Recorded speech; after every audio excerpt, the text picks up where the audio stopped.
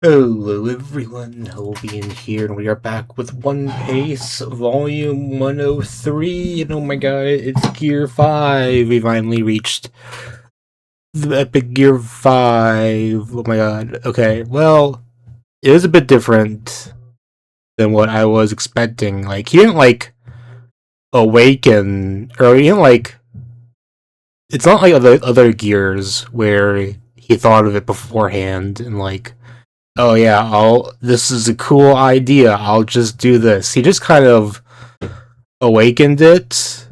You know how like a lot of shonen protagonists will like involuntarily awaken some big power within them. Like let's see, like Ichigo's gear or not gear 5. Ichigo's full hollow transformation, or like I don't know, maybe like a Naruto Nine Tails transformation. You know, unlike those transformations, you know, Luffy's is one is like, oh, I'm like a happy guy, you know? It's not like a pure rage thing. Which is interesting. But I want to know more about this, which I assume we will get more in the next volume. Because we don't have too much information about this. So I think it's something to do with like his proximity towards the Zo elephant, was Zariha, you know, the elephant that is called Zo. And these guys, the five elders, talking about how they okay, we're doing a kind of a retcon here where it's not the gum fruit. That's the false name they gave it, and it isn't a paramecia type. It's a zone type human fruit. Mythical type model, Nika, the sun god. Yeah, it's a body with the properties of rubber, fighting in whatever way he fancies, bringing smiles into the fancies of the people. The warrior of liberation, also known as Nika, the sun god. And that does sound like Luffy. And I wonder, okay, how does this relate to Joy Boy? Because Zuriha was like, "Oh, is that you, Joy Boy?" I think he just looks like Joy Boy, because like Luffy can't be Joy Boy. That's not, the timeline does not match up. Maybe it's like a reincarnation type thing or something. Maybe this is like a Naruto moment where it's like, oh, you're a reincarnation of fucking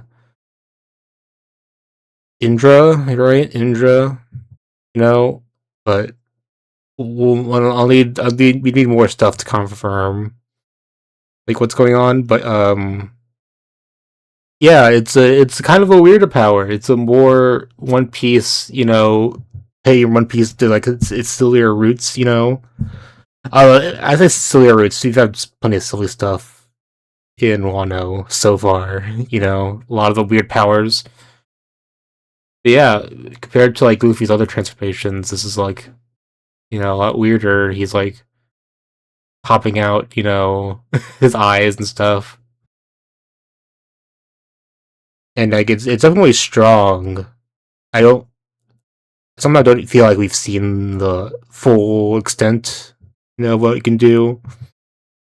Because I've heard it's like almost like you can do like whatever, you know, but it kind of feels like he's just messing around right now. Um, but yeah, I assume we'll be finishing off the fight with Kaido next volume, and I guess we'll see what's then. But also, Kid and Law, they defeated Big Mom. Big news! They defeated Big Mom. That's crazy that they were able to do that. Good use of their powers. Even after Big Mom did the whole thing where she was sucking out the souls of other people, you know, they were still able to do that. I wonder if she's down for good, you know, since she kind of like floated out to sea. But maybe. Her last words that we saw of her were, "Don't you dare assume that this will kill me," so I wouldn't be surprised if we see her later. But for the purposes of this battle, she's out. Which is quite impressive. People are also doing their job trying to put out the fire in Onigashima. Jinbei used some of his fishman karate stuff to bring water to the. Hopefully that will put out the fire. But you know, Luffy's about to defeat Kaido, which means if Kaido's defeated, the island will fall. So means Momosuke needs to recreate the clouds that are flaming clouds or whatever that keeps the island afloat. Momosuke, you gotta pull through, because otherwise, you know, everything will go to shit, man. We need Momo to get up there, you know. Yeah, you gotta Momo. Yeah, CP9 or CPO, they're still after Robin. They're trying to kill Luffy. They actually interrupted Luffy's fight with Kaido, and they killed Luffy before he went into Gear 5 mode. And Kaido wasn't too pleased about them interrupting their fight. But yeah. Yeah, there's some other cool moments like Hiyori getting your thing against Orochi. That's cool. Chopper's trying to save, or Franky's trying to save Zoro, who's on death's door after he defeated Knight, or King, right? King, yes, I think that was what he was called. And yeah, it's gotta save. And am I already out of shit to talk about? I don't know. I could try talking about more about Gear 5. I mean, it is pretty cool from what we've seen.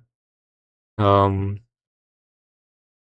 just want more context. I'm wearing my context hat. It's like, like, oh, okay, we're world government. They hid the information about this is a mythical zone fruit.